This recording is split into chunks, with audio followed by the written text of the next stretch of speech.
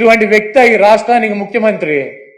అంత ప్రతిష్ట కలిగినటువంటి గుడిని, అన్ని మహిమలు కలిగినటువంటి ఆ స్వామిని రాజకీయాల కోసం ఎవడన్నా అన్నం తినేవాడు బజారు లాగుతాడా? చంద్రబాబు నాయుడు భక్తుడా? నాకు 50 సంవత్సరాలు 40 సార్లు నేను తిరుపతి వెళ్ళా, 20 సార్లు గుండు కొట్టించుకున్నా, 15 సార్లు కింద నుంచి నడిచి వెళ్ళా, ప్రతి సంవత్సరం వెళ్తా. చంద్రబాబు నాయుడు ఎన్నిసార్లు గుండు కొట్టించుకున్నాడు అక్కడికి వెళ్ళి? వెంకటేశ్వర స్వామికి ఇష్టమైనది ఏంటి? భక్తులు మహిళలు కూడా వెళ్ళి గుండు చేయించుకుంటారు. ఈయన ఎన్నిసార్లు చేయించుకున్నాడు? ఈయన వెంకటేశ్వర స్వామి భక్తుడా? రాజకీయాలకు వెంకటేశ్వర స్వామిని వాడుకుంటాడు. జగన్మోహన్ రెడ్డి గారిని రాజకీయంగా దెబ్బ కొట్టాలంటే నువ్వు డైరెక్ట్ రా, ఆయన సిద్ధంగా ఉన్నాడు. వెంకటేశ్వర స్వామిని, మతాలని, కులాలని విచ్ఛిన్నం చేసి ఇది పెద్ద కుట్రగా మేము భావిస్తున్నాము. దీని మీద ఎటువంటి ఎంక్వైరీ అయినా సిద్ధంగా ఉన్నామని చెప్పి జగన్మోహన్ రెడ్డి గారు సుప్రీంకోర్టు న్యాయమూర్తికి, ప్రధాన న్యాయమూర్తికి లేఖ రాశారు. అదేవిధంగా ప్రధానమంత్రికి లెటర్ రాశారు.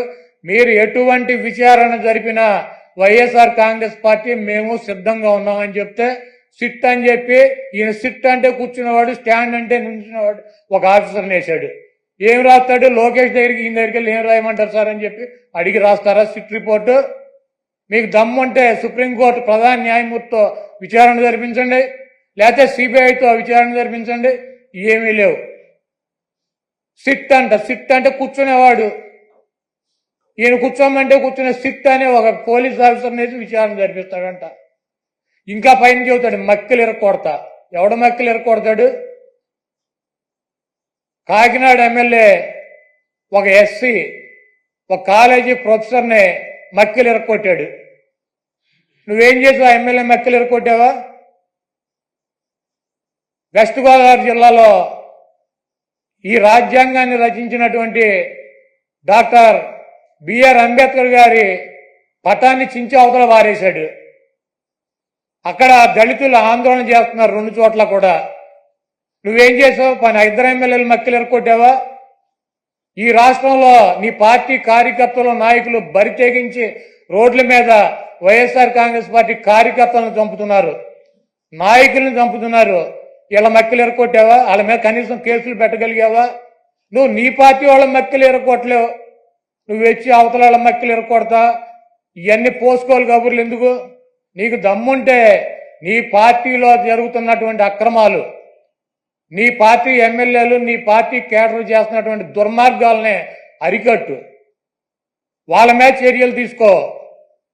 నువ్వు ఇవన్నీ చేయకుండా నొట్సలతోనేమో ఒకటి చెబుతావు, నోటితోనేమో ఒకటి చెబుతావు. ఇక 24 గంటలు దేవుడైనా రాజకీయమే, మావైనా రాజకీయమే, ఏదైనా రాజకీయమైనా మన బతుకు. కాబట్టి చంద్రబాబు నాయుడు చేసినటువంటి ఈ దుర్మార్గానికి, వెంకటేశ్వర స్వామి మీద, ఆయన ప్రసాదం మీద జరిగినటువంటి బురదకి ఆ స్వామిని క్షమించమని చెప్పి, ఈ చేసినటువంటి చంద్రబాబు చేసినటువంటి ఈ దుర్మార్గానికి, ఈ పాపానికి ఏమన్నా శిక్ష వేస్తే ఆయనకి వేయండి, కానీ ఈ రాష్ట్ర ప్రజలకు కానీ దీంతో తెలవక ఎవరన్నా సమిధులైతే వాళ్ళని వదిలేయమని చెప్పి 28వ తారీఖున వైఎస్ఆర్ కాంగ్రెస్ పార్టీ నాయకులు, కార్యకర్తలు, అదేవిధంగా ఆ వెంకటేశ్వర స్వామి భక్తులు మీకు అందుబాటులో ఉన్నటువంటి దేవాలయాల్లో పూజలు చేసి చంద్రబాబు చేసినటువంటి ఈ పాపాలకి, చంద్రబాబు చేసినటువంటి ఈ దుర్మార్గానికి, చంద్రబాబు దిగజారిపోయినటువంటి ఈ దిగజారుడుతనానికి ప్రత్యాత్తాపంగా మేమందరం కూడా ఈ రాష్ట్రం సౌభాగ్యంగా ఉండాలని చెప్పి వెంకటేశ్వర స్వామికి కానీ, వెంకటేశ్వర స్వామి ప్రసాదానికి కానీ ఎవరూ కూడా హాని చేయలేరు. అది చెయ్యాలన్నటువంటి తలంపు వచ్చినా కూడా, చెయ్యవసరంలో తలంపు వచ్చినా కూడా ఆ స్వామే చంద్రబాబు కన్నా మహిమ ఉన్నవాడు, చంద్రబాబు కన్నా ఎక్కువ అధికారం ఉన్నవాడు.